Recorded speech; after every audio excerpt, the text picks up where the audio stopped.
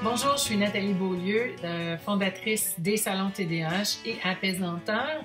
Et le sujet d'aujourd'hui est un sujet pour lequel on cherche souvent de l'aide et on ne trouve pas toujours des réponses, surtout comme parent ou comme enseignant. Je le sais d'expérience, c'est l'opposition. Donc, j'inclus là-dedans opposition aussi avec trouble de provocation. Première chose à valider avec vous, c'est qu'il existe des situations quand même assez différentes. Donc, si je suis dans un cadre parental avec mon enfant qui est oppositionnel à 5 ans, c'est pas la même réalité qu'à 3 ans, qu'à 10 ans, qu'à 15 ans, qu'à 25 ans. On s'entend là-dessus. Même chose au niveau éducatif, par exemple, dans une classe, les enjeux sont différents quand il s'agit d'un nouvel enseignant, d'un enseignant qui est là toute l'année dans sa classe avec les plus jeunes, avec des enfants qui apprennent aussi les relations sociales, ou dans un service de garde ou dans une crèche avec les tout-petits, où on n'a pas le langage, on n'a pas encore l'expérience de vie, on apprend les règles de base de vie en société, complètement différent d'un adolescent de 13 ans ou de 17 ans qui veut vivre ses propres expériences et qui a appris à contourner de toutes sortes de façons le système et les règles. Donc, je ne peux pas faire le tour de toutes les situations et je vais me servir de mes notes parce que j'ai beaucoup de choses à dire là-dessus, à vous transmettre. Donc, premièrement, on va y aller avec le contexte.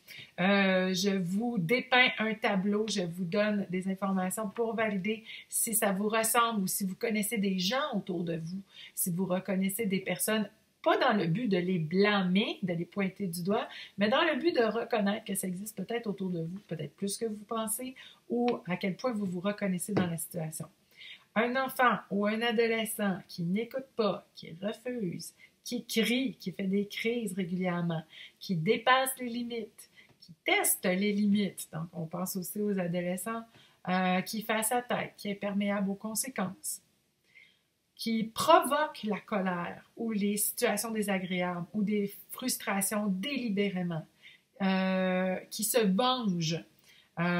venge avec vigueur, qui fait exprès. On ne parle pas juste d'une réaction impulsive, on parle de faire exprès, de méditer, de faire un plan d'avance pour vraiment se venger et susciter de la douleur, par exemple. Quelqu'un qui ment, qui manipule, qui nie, qui rit ou qui fait preuve parfois de cruauté, qui s'amuse à blesser, à défier, à inquiéter. Est-ce que ça vous dit quelque chose? Je pourrais encore en rajouter. La prise de pouvoir, qui nie, qui fait du déni au niveau de sa responsabilité et qui va accuser l'autre plutôt que de prendre ses torts ou de reconnaître qu'il a fait quelque chose d'incorrect et qui va renchérir sur les torts de l'autre ou lui, ou déformer la réalité, ou raconter des mensonges pour faire blâmer quelqu'un d'autre à sa place. Quelqu'un qui utilise d'autres personnes pour trianguler, c'est-à-dire qu'il va aller chercher des ressources ou des amis ou d'autres personnes qui va rajouter dans la situation pour créer du chaos, qui va être comédien ou qui va être peut-être hypocrite ou qui va être motivé à obtenir ce qu'il veut à tout prix, peu importe les enjeux, le contexte. Donc, je parle du trouble de l'opposition, parfois avec provocation aussi. Donc, on a un tableau qui n'est pas nécessairement très, très séduisant, hein, on en conviendra ensemble. Donc, avant d'aller un petit peu plus loin, je veux quand même déjà associer avec vous les qualités qui peuvent ressortir, les talents, les forces qui peuvent ressortir de cette difficulté-là qui n'est pas nécessairement très jojo au quotidien, hein, qui parfois nous fait vivre des tempêtes émotionnelles. Donc, si c'est des gens qui ont cette force-là dans le négatif, c'est aussi des gens qui peuvent utiliser ce levier-là, cette puissance-là, avec des valeurs positives. Le défi, le tour de force, c'est de valider dans quel sens on peut accompagner ces gens-là, les influencer pour faire ce retour-là dans leurs valeurs et dans leurs choix pour aller dans une direction positive et constructive plutôt que négative et destructive pour soi-même et pour les autres. Donc, ça peut être des gens qui peuvent être leaders, Donc, leader négatif, leader positif, mais leader. Des gens qui ont de l'influence, des gens qui savent utiliser les jeux, les relations de pouvoir, des gens qui ont cette intelligence-là aussi d'aller capter facilement les enjeux de chacun, les besoins, de repérer les failles et les faiblesses des gens qui les entourent ou des situations ou des systèmes. Des gens qui comprennent ou qui apprennent ou qui développent les enjeux du côté psychologique. Hein, donc, les besoins, les émotions, les enjeux qui peuvent utiliser ensuite pour manipuler. Manipuler, c'est une forme d'influence. Ça peut être négatif, ça peut être positif, ça peut être ravageur, ça peut être une source de motivation, parfois contrainte et parfois pas, pour faire bouger les gens dans leurs réactions, dans leurs choix, dans leur sortie de zone de confort. Donc, c'est des gens qui sont quand même intelligents, très, très, très intelligents. Et ils sont ados, donc ils vont pas dans le sens où on voudrait qu'ils aillent. Ils ne se laissent pas influencer facilement et ils ont leur propre idée et elles ne cadrent parfois pas du tout avec les fonctionnements, les cadres et les valeurs qu'on veut inculquer. Qu'est-ce qu'on fait avec ça pour faciliter notre quotidien? Qu'est-ce qu'on fait avec ça quand on est parent, quand on est enseignant, quand on est quelqu'un de l'entourage et qui en ressent les effets négatifs? Et qu'est-ce qu'on fait quand on est soi-même, quand on se reconnaît dans cette situation-là? Et qui peut-être même dans cette situation-là, on se dit, ben, il n'y en a pas de problème, c'est les autres qui ont un problème, c'est pas moi. Donc, qu'est-ce qu'on fait dans cette situation pour améliorer les défis auxquels on fait face? Donc, je vais parler pour la personne elle-même et je vais parler pour l'accompagnant avec les ressources que j'ai, l'expérience que j'ai. Je ne suis pas psychologue.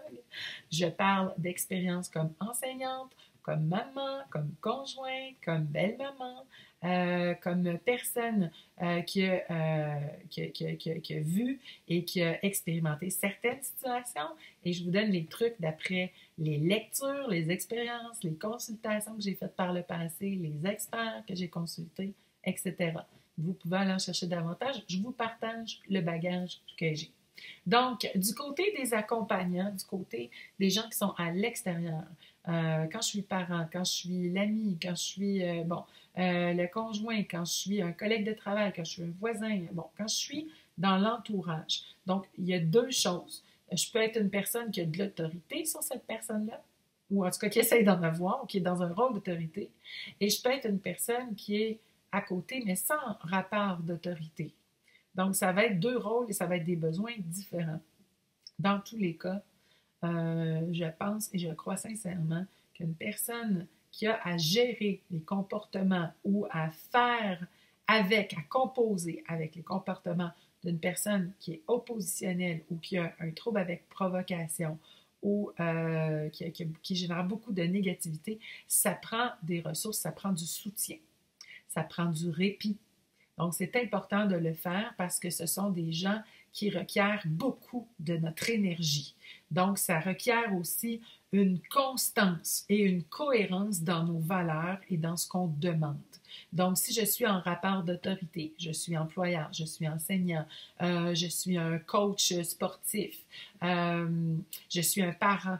Donc, dans ce cadre-là, j'ai besoin d'être cohérent avec mes valeurs, avec ce que je demande et entre ce que je demande, ce que je dis et ce que je fais et accomplis, j'ai besoin que tout ça soit en cohérence pour être le plus possible un modèle.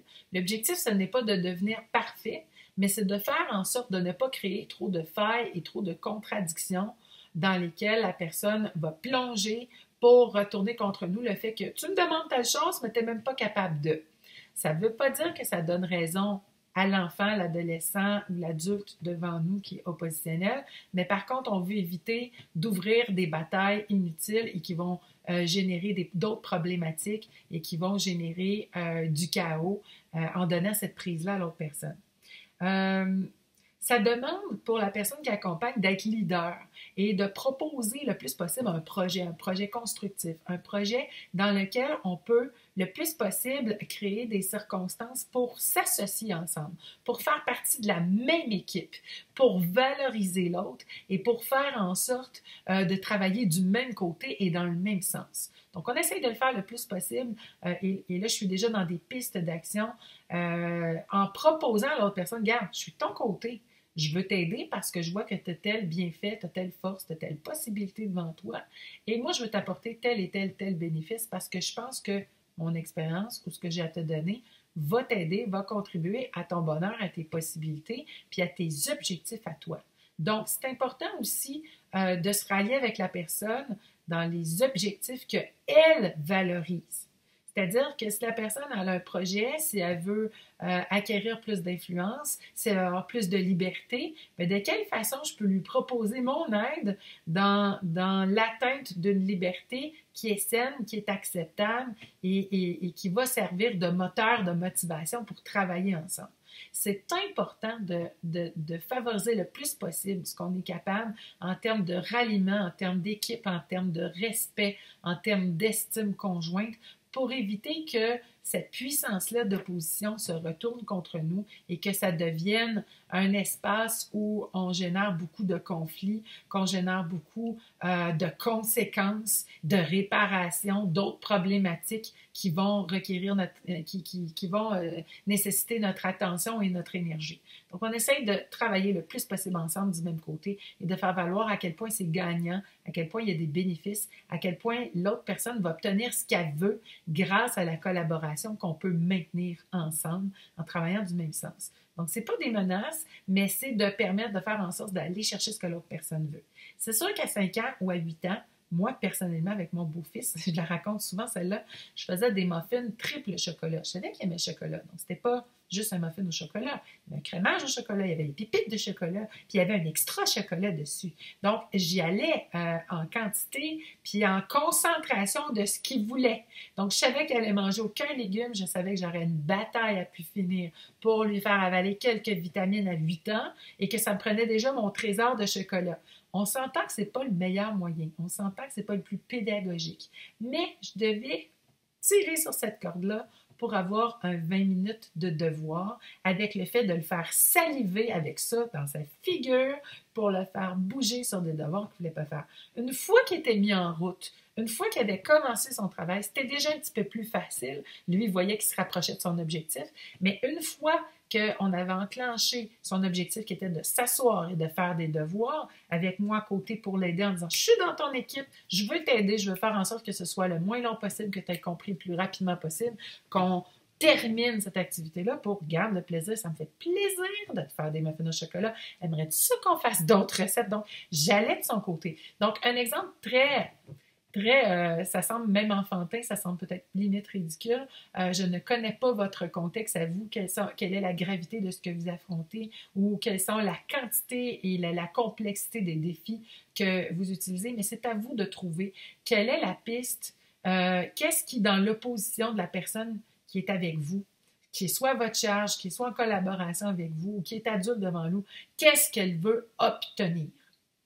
Probablement que ce ne sera pas des muffins au chocolat, mais qu'est-ce qu'elle veut avoir, qu'est-ce qu'elle attend de vous, qu'est-ce qu'elle veut obtenir d'une situation, que ce soit sain ou malsain, il faut d'abord connaître quels sont ses codes, quelles sont les cordes sur lesquelles elle a une sensibilité, qu'est-ce qu'elle veut obtenir. À partir de là, on peut travailler quels sont les moyens, moi, que je peux prendre pour faciliter son chemin vers ce qu'elle veut obtenir. Je ne peux peut-être pas changer tout son code de valeur, mais je peux peut-être faire en sorte d'être le plus possible complice avec elle. Évidemment, on ne se lance pas dans n'importe quoi, mais d'être le plus possible dans l'équipe. Et une fois qu'on est dans l'équipe et qu'on a acquis du respect, ou en tout cas qu'on l'a maintenu, de travailler avec elle dans le sens de ses valeurs. Est-ce que ce que tu veux obtenir, c'est vraiment la meilleure chose pour toi? Quand tu regardes les conséquences, est-ce que c'est vraiment ça que tu veux obtenir? De quelle façon tu vas t'en sortir? Est-ce qu'il n'y aurait pas un autre chemin qui pourrait te valoriser davantage, qui pourrait mobiliser tout le monde vers ton objectif, même avec quelque chose de plus valorisé, de plus heureux, de plus positif, et qui va faire que tu vas avoir quand même ton avantage? Et peut-être que tu vas être davantage reconnu, puis qu'on va vouloir davantage t'aider aussi. Donc, de quelle façon on peut travailler son rôle de leader, le rôle de motivateur qu'on a, de quelle façon on peut aller chercher les intérêts de la personne qui est devant nous pour obtenir sa collaboration.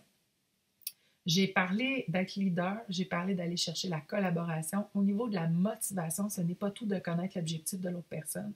C'est de faire en sorte de susciter ses passions, son plaisir, sa motivation pour aller chercher tout son pouvoir d'action du côté où on veut l'amener.